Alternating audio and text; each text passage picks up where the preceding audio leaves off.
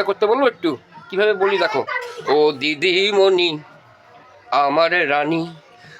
বন্ধুরা দোকানদারি করছি, দোকানদারি করে বাড়ি গিয়ে রান্না করতে হবে। দাদা বউনি হয়ে গেছে, শেষ হতে গেল মাল। একটা মাছ দেবো না, মাছ খাবো না। বন্ধুরা বাড়ি এসছি, একজন ওইখানে কথা বলছে, ওইখানে না মাছ দিও না, ওইখানে কথা বলছে ওইখানে। তো রান্না করতে হবে ভাগে ভাগে, 3-4 ভাগে। মানে রাগ করে কি একটু সহযোগিতা করতে বলবো একটু? কীভাবে বলি দেখো। ও দিদিমণি আমার রানী, চলো রান্না ঘরে একটুখানি, ও দিদিমণি। আর এইটার মধ্যে আছে জিনিস, এটাই রান্না করতে হবে। কপাতে রান্না করবো 1 2 3 4 ভাগ নিয়ে। তো দিদিমণিকে একটু সাহায্য করতে বলেছি।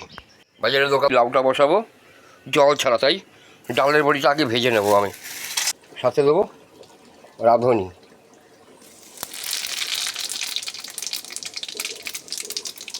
করে নাড়াচাড়া দিয়ে। আর এই যে ডালের বড়িটা ভেজে রেখেছি, এটাকে পরে দেবো আমি হলুদ। আর এই যে বড়ি ভেজে রেখেছিলাম, বড়িটা দেবো অর্ধেক, কারণ বড়িটাকে আমাকে পালং শাকে দিতে হবে। চলো ভেঙে দেবো বড়িটাকে, আর ওইটুকু পালং শাকে দেবো।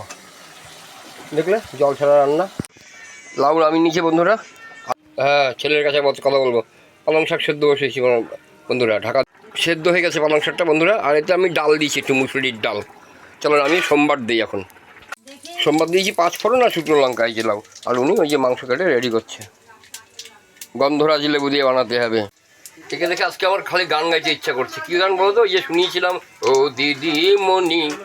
পালং শাকটা নামিয়ে নিয়েছে দেখো বন্ধুরা। মাংসের জন্য আলুটা ভেজে রেখে দেবো আমি। মাংসটা যখন কষাবো তখন দেবো না আলু, আলু দেবো ঝোলে, কারণ ওটা চন্দ্রমুখী আলু। যদি কষানোর সময় দিই তাহলে গলে মাংসটা স্বাদটাই নষ্ট করে দেবে পুরো। আলু ভাজা হয়ে গেছে বন্ধুরা। এই যে এবার পেঁয়াজটাকে ভাজবো। আর আমি এই যে মশলা করে রেখে দিয়েছি, আদা রসুন পেস্ট করা আমার কমপ্লিট, তেলও দেওয়া, কড়াইতে তেল দিয়ে দিয়েছি। চলো পেঁয়াজটাকে ভাজি। পেঁয়াজটা ভাজা বসিয়েছি, এই পেঁয়াজটার সঙ্গেই আমি এই মাংসটা দিয়ে দেবো।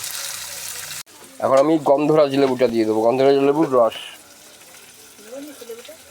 ঠিক আছে, একদম তোমার এই লেবুটা দেওয়ার মানে কি, দইয়ের স্বাদটা আসবে, টক দইয়ের স্বাদটা লেবুটাই আনে। মাংসটা দিয়ে দিচ্ছি আমি, মাংসটা থেকে জল বার করে তারপরে এই মশলাটা দেবো। কারণ কি জানো, মাংসের থেকে জল বেরিয়ে গেলে আমি মশলাতে নুন হলুদ যা দিয়েছি, লঙ্কা সব মাংসের ভেতরে ঢুকবে, যার ভেতরে কিছু নেই সেই বাইরের থেকে টেনে নেবে। এর জন্য মাংসের থেকে জল বার করে আমি রান্না করি, এবং মাংসটা নরমও হবে। আর গন্ধরাজ লেবুতে দিলাম, দেখলে তোমরা, দেখো বন্ধুরা কত জল বেরিয়েছে, দেখেছো? আমি এখনও মশলাটা দেবো না, মশলাটা দেবো আর একটু পরে। দেখো কত জল বেরিয়েছে, জল ছেড়ে দিয়েছে। আর মাংসটা এইভাবে সেদ্ধ হয়ে গেছে, নরমও হবে। আমি মশলাটা দিয়ে দিলাম। আমি এবার অল্প আঁচে ঢাকা দিয়ে দেবো পুরো।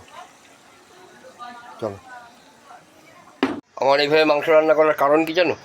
কারণ হচ্ছে আমার এই দাঁত নেই।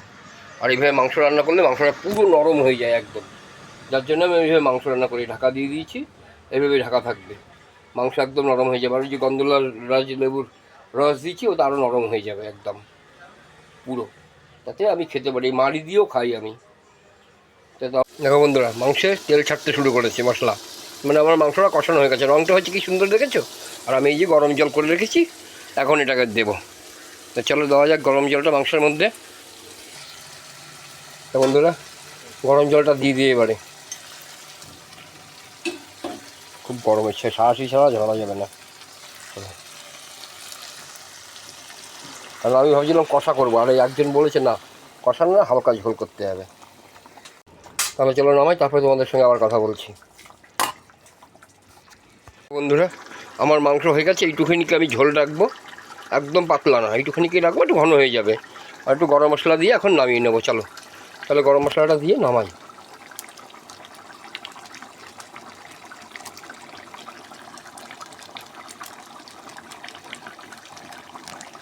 তাহলে নামাই এবারে। তাহলে বন্ধুরা আমার রান্না বান্না কমপ্লিট। দেখো মাংস নামিয়ে নিয়েছি, এখন আমি নিয়েছি, ঠিক আছে? দেখলে ক ভাগে রান্না করলাম, পারি কিনা রান্না করতে? অবশ্যই পারি। তার জন্য একটা লাইক করে দিও। দেখা হচ্ছে পরে নতুন ভিডিওতে। ততক্ষণে যেন সবাই ভালো থেকো, সুস্থ থেকো, আর ভালো করে একটা কমেন্ট করো, আমি কমেন্টের উত্তর দেবো তোমাদের।